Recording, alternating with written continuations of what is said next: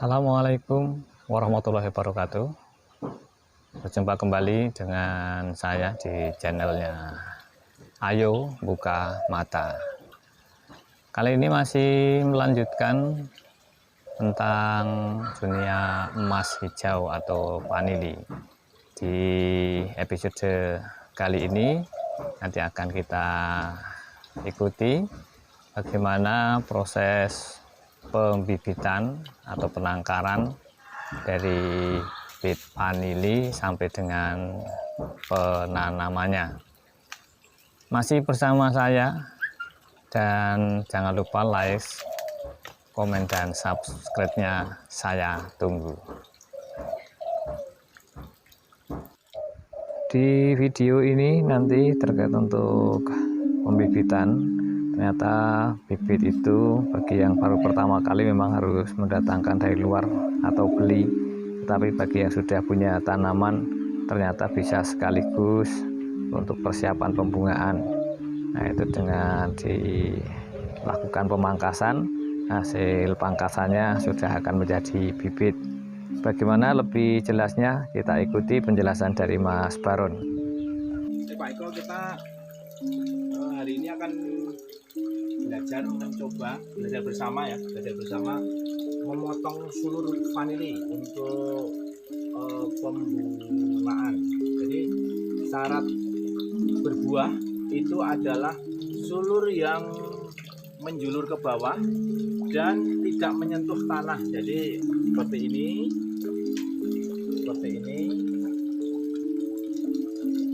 menjulur ke bawah, kemudian kita potong 15 cm di atas tanah. Coba ini kira-kira 15 cm di atas tanahnya mana? Nah, seperti itu, 15 cm. Anggap ini ya 15 cm di atas tanah ya. Nah, yang kita potong itu pakai cara juga. Jadi motongnya jangan antara ruas ini dan ruas ini, kita pilih yang dekat ruas ini. Jadi lebih panjang yang ini. Tujuannya apa?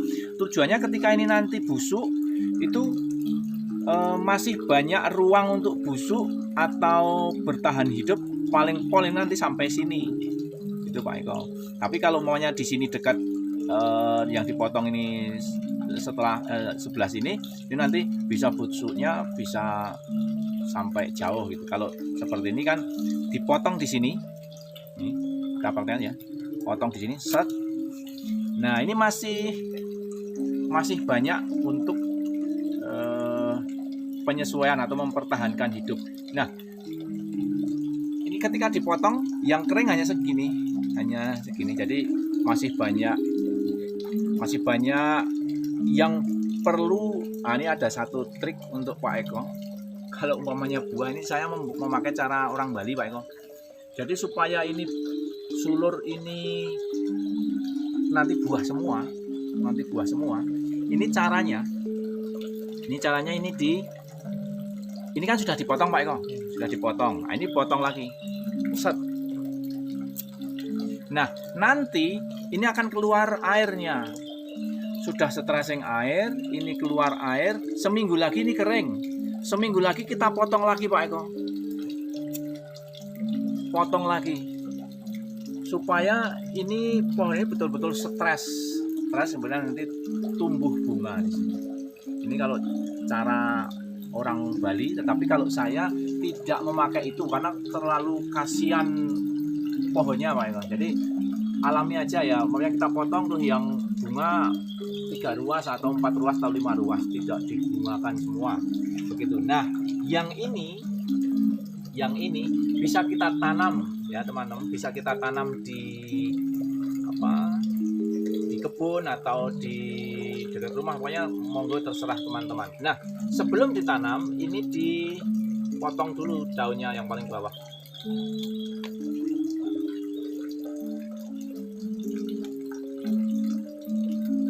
Ini 3 ruas yang mau ditanam.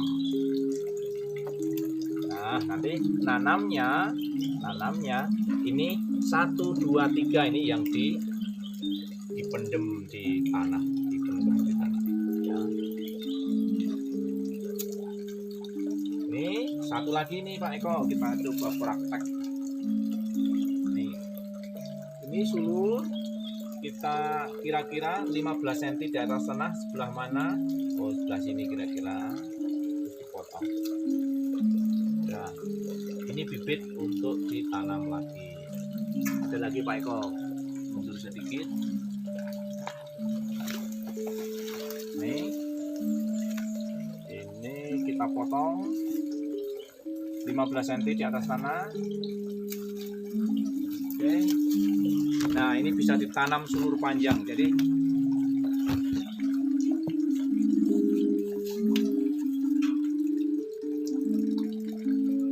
2, 3 ini nanti yang ditanam. Ini nanti untuk latihan Pak Eko di rumah, monggo nanti di asto beberapa sulur. Tapi teman-teman jangan meri ya. Oke. Ya. Menanam vanili ya ini. Jadi kalau saya favorit itu menanam vanili itu tanam sulur panjang.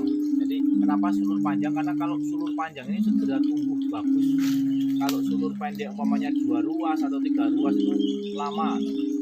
Nah, tetapi kalau umpamanya yang mempunyai keterbatasan bibit, umpamanya wah saya cuma punya 10 meter tapi ditanamnya pengen banyak ya mesti dipotong-potong tuh Pak.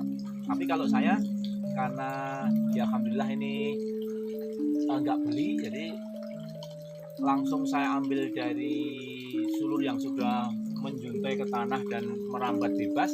Ini saya ambil sekitar 1 meter Pak itu. 1 meter, kemudian nanti yang akan kita tanam itu 4 ruas atau 3 ruas yang akan kita masuk dalam tanah.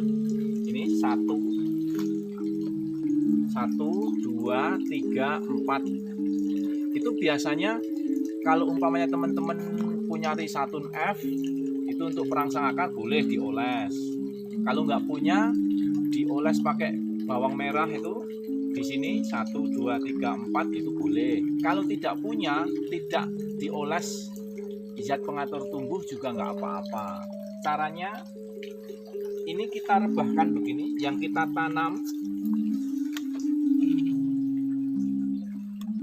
tanam itu 4 ruas. 4 ruas begini. 4 ruas begini. Nah, biasanya kalau ini tagarnya ini apa?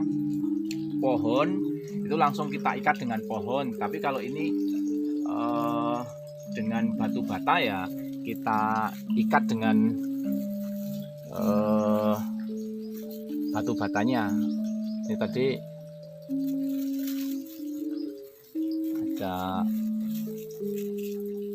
ada plastik nganggur, kita pakai aja. Yang penting kan ketika nanti ini sudah punya akar, itu sudah punya akar, sudah menempel ya sudah cukup. Nah, ini sudah nempel, persiapan merambat ke atas. Nah, ini kita tanahnya kita uruk ya, kita uruk di sini seperti itu. Tidak perlu dalam-dalam karena nanti vanili itu akarnya akan mencari makan sendiri ke dalam tanah, dan tanamnya di sini tidak lurus ke sana tapi direbahkan. Itu sudah begini. Terus ini ada akar apa ya, bambu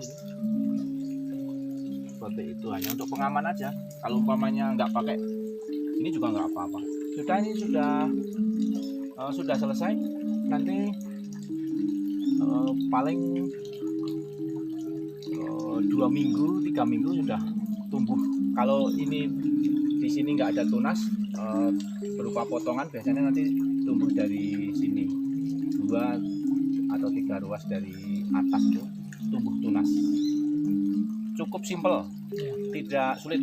Syarat media tanam, Mas Oke. Baron. Ya, media tanam kalau saya itu sebelum tanam itu campuran bawah itu tanah biasa ditambah dengan kohe kambing yang sudah fermentasi, tapi nggak usah banyak-banyak.